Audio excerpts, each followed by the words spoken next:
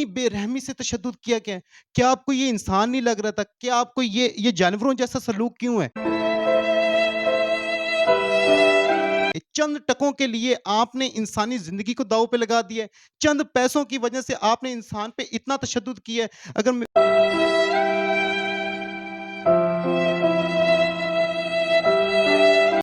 ये वो चंद लोग हैं जिनकी बदबख्ती है हमारे मुआशरे की कि इन जैसे लोगों के ज़ुल्म का निशाना बनते हैं और उनको टॉर्चर किया जाता है और फिर वो इस जैसे केसेस सामने आते हैं। अभी भी हम वीडियो में देख रहे थे कि भाई को काफ़ी ज़्यादा तकलीफ़ हो रही थी, वो अपने आप को दबाई जा रहे थे।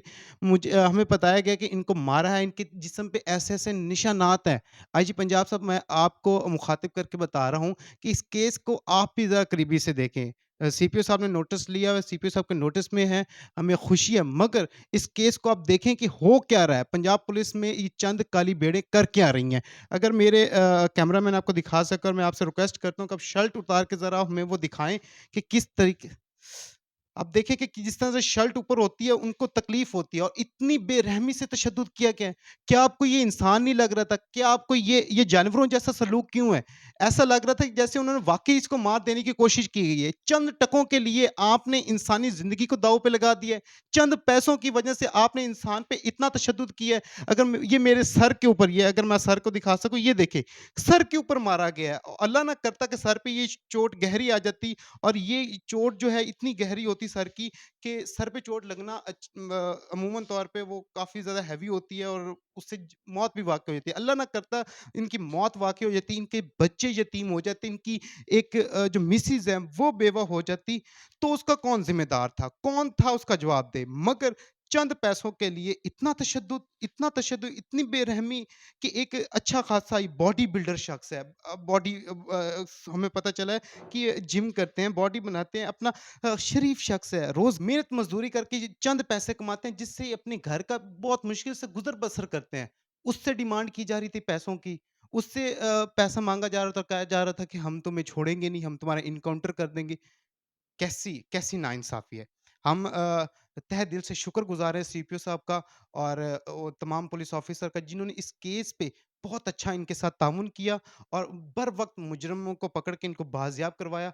मगर पुलिस की वर्दी पहन के ये ज़ुल्म किया गया है। इसमें आईजी पंजाब और सीपीओ साहब को एक्शन लेना चाहिए, और ये इस केस में इनके लिए केस ज़रूरी नहीं है इंसाफ़ लेना। इस केस पे इंसाफ़ होना इसलिए भी ज़रूरी है कि पुलिस की वर्दी की आड़ में ये हरकतें की गई हैं। इस पे सीधा-सीधा सवालात उठते हैं पुलिस की वर्दी पे। अगर ये इंसाफ नहीं होता, इस पे आईजी पंजाब और सीपी साहब को एक्शन लेना चाहिए, ताकि पता चले अवाम को कि अगर पुलिस भी कोई ऐसी हरकत करती है तो उसको भी तख्ते पे लटकाया जाता है।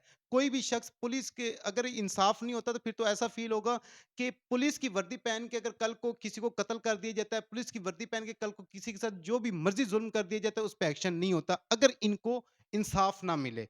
और इंसाफ अगर होता है तो फिर अवाम का जो दोस्ती माहौल पैदा करना चाह रहे हैं आईजी पंजाब साहब, जो हर शख्स को इंसाफ मिले, उससे ये साबित हो जाएगा कि हाँ, पुलिस जो है, चाहे वो पुलिस वाला ऑफिसर हो या कोई भी हो, जब वो गलती करेगा तो उसको सजा मिलेगी।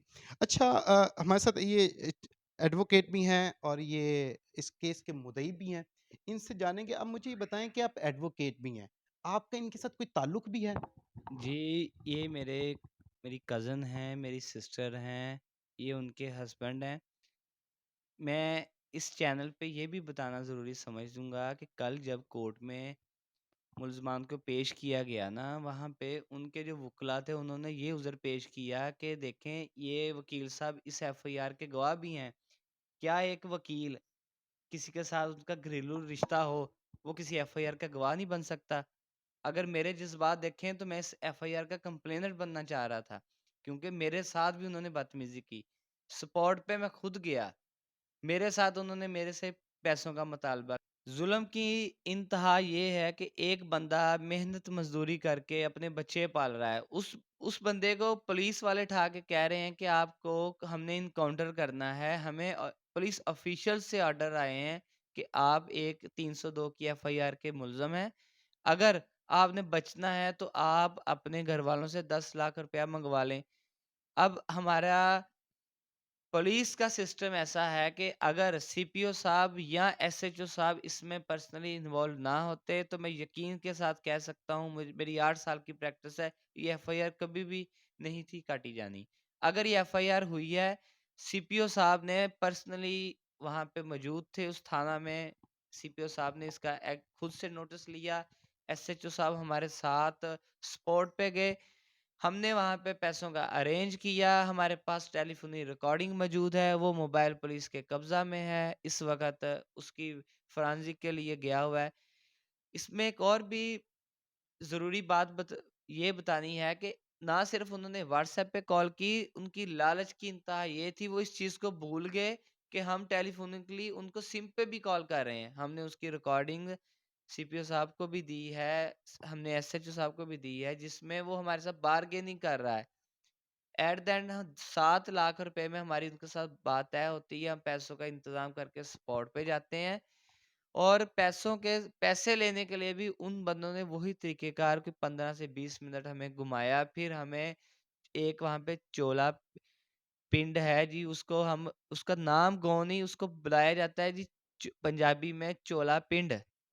उस गाँव में हमें बुलवाया जाता है। ये भी एयरपोर्ट के पास है? जी, ये एयरपोर्ट से पीछे उसी पुली के पास राइट साइड में तलियाँ वाला जो रोड है उस पे, जिसमें दिन के वक़्त ट्रैफ़िक नहीं होती।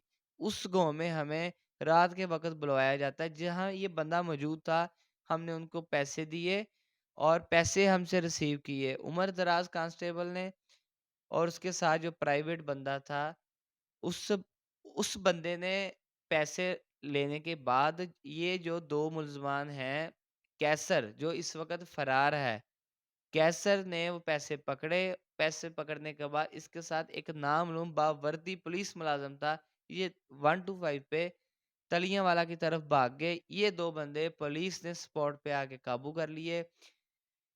इस बंदे से स्पॉट पे उम्र-दराज से एक पुलिस वायरलेस बरामद हुई जिसका एफआईआर में भी ज़िक्र है।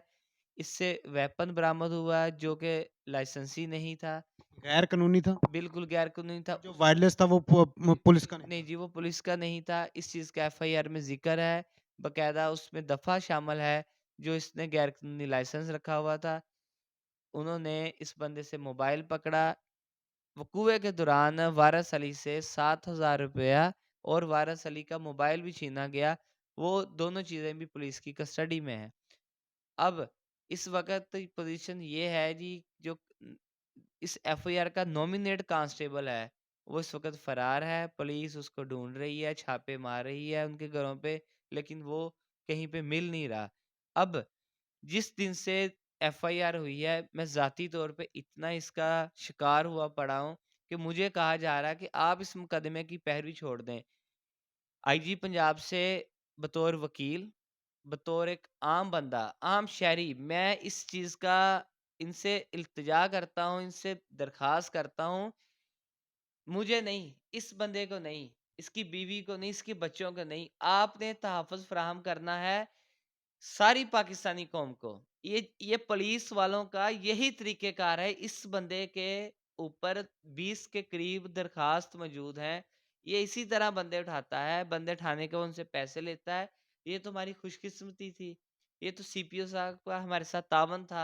ये तो एसएचओ साहब का हमारे साथ तावन था कि ये बंदा हमें मिल गया। इस चीज़ की भी हमें शक था कि पैसे लेने के बाद पॉसिबिलिटी थी उस बंदे को मर्डर कर देते। हम वहाँ पे क्या कर लेते? लेकिन एफआईआर होने के बाद, बंदे गिरफ्तार होने के बाद हमें प्रेशराइज़ किया जा रहा है सुलह के लिए। वो प्रेशराइज़ कौन कर रहा है? हमें प्राइवेट बंदे प्रेशराइज़ कर रहे हैं। हमें कॉल्स आ रही हैं। हम थाना में मौजूद थे, वहाँ पे आके बहुत सारे बंदे हमें, किसी ने हमें प्यार से कहा, किसी ने हमारी मिन्नत की, किसी ने हमें धमकाया। यहाँ तक बात हुई कि शुक्र करें आपका बंदा ज़िंदा बच गया। आपको क्या ज़रूरत है एफआईआर की? पुलिस के साथ पंगा ना लें। अगर आपने इस मुकदमे को तूल दी, हो सकता है कल को ये बंदे को उठाएँ और वाक़ई में एनकाउंटर कर दें। क्या ये यहाँ जंगल का कानून है? मैं मानता हूँ, मैं इस एफआईआर का गवाह हूँ। मैं बतौर लॉयर इस चीज़ की नज़ाकत को समझता हूँ। मेरा बस में होता तो मैं इसका कंप्लेनेंट बनता। जितनी इस बंदे के साथ ज़्यादती हुई है, मैं जिस भी फ़ोरम पे मेरे से जाया गया, जहाँ तक मेरे से इस बंदे के लिए आवाज़ उठाई गई, मैं ना सिर्फ़ आवाज़ उठाऊँगा, मैं इसके साथ खड़ा हूँ, आज भी खड़ा हूँ, इसे इंसाफ़ मिलने तक खड़ा हूँ। इस बंदे को जो भी इस नुकसान पहुँचाएगा, मैं पुलिस के ज़रिए इसका अज़ाला करने की कोशिश करूँगा। नाज़रीन, आपने बात सुनी और बड़े अच्छे अल्फ़ाज़ों में उन्होंने सारी केस का जो सारा प्रॉब्लम है वो आपके सामने रखा। आईजी पंजाब साहब आपसे भी रिक्वेस्ट की, बल्कि इनको थ्रेट किया जा रहा है कि आप इस केस से पीछे हट जाए, वरना हम इसको उठा लेंगे, हम इसको एनकाउंटर कर देंगे। ये किसी तौर पे काबिले रिस्पेक्ट नहीं बात। इस पे तो हमें पीटना चाहिए, मातम करना चाहिए कि ये लोग जो उठते हैं और उठ के यहाँ पे ब्लैकमेल करना शुरू कर देते हैं। हमें तो इंसाफ़ कहाँ से माँगे? हम कहाँ पे जाके कहें कि यार ये हमारे मुहाफ़िज़ हैं, ये लोग जो हैं हम हमारी जान-ओ-माल की हिफ़ाज़त करते हैं। मगर पुलिस वाले तो करते हैं, मगर चंद लोगों की वजह से पुलिस का महकमा बदनाम है। मैं जी पंजाब से रिक्वेस्ट करूँगा कि जिस तरह से इनके लॉयर साहब ने बताया, इनको भी तहफ़्फ़ुज़ दें और बल्कि इस केस को जल्द से जल्द इसकी जो सिस्टम को तेज़ करें और जल्द से जल्द उन लोगों को सज़ा दिलवाएँ, ताकि इन जैसे लोगों को सज़ा मिले और ये सज़ा ऐसी इबरतनाक सज़ा हो कि ताकि तमाम लोग जो जो जहाँ तक ये आवाज़ पहुँच रही है, वो लोग सुन रहे हैं, उन तक पता चले कि पुलिस के महकमे में जो शख्स गलती करेगा उसको भी सज़ा मिलेगी, ताकि अवाम का पुलिस में एतमाद बढ़े। अवाम ताकि कोई भी जुर्म करता है तो वो बल्कि पुलिस के पास है, पुलिस से इंसाफ ले, ना कि वो पुलिस से इतना खौफ़ज़दा हो जाए कि वो कानून को अपने हाथ में लेने लग जाएँ, वो क्राइम की रेशो जो है बढ़ जाए। और क्राइम की रेशो तभी बढ़ती है जब इंसाफ नहीं मिलता है, जब हमारे इदारे इंसाफ करना छोड़ देते हैं, जब गरीब शख्स को इंसाफ नहीं मिलता, या जब उस किसी भी शख्स को इंसाफ नहीं मिलता, तब वो खुद इंसाफ लेने के लिए निकलता है और फिर क्राइम पे क्राइम और ज़ुल्म पे ज़ुल्म होता है। हम आईजी पंजाब से और वज़ीर आला पंजाब से, तमाम उन इदारों से जो इस इनको और तमाम इंसानियत को इंसाफ दे सकते हैं, हम उनसे भरपूर अपील करते हैं कि बराए मेहरबानी इस वाक़ये का जल्द से जल्द नोटिस लेके इन लोगों को कैफ़रे किरदार तक पहुँचाया जाए। पूरी कौम आप पे फ़ख्र करे और अपना मुहाफ़िज़ समझे। इसी के साथ अपने मेज़बान को दें इजाज़त। मिलते हैं किसी और वीडियो में, दुआओं में याद रखिएगा। अल्लाह हाफ़िज़।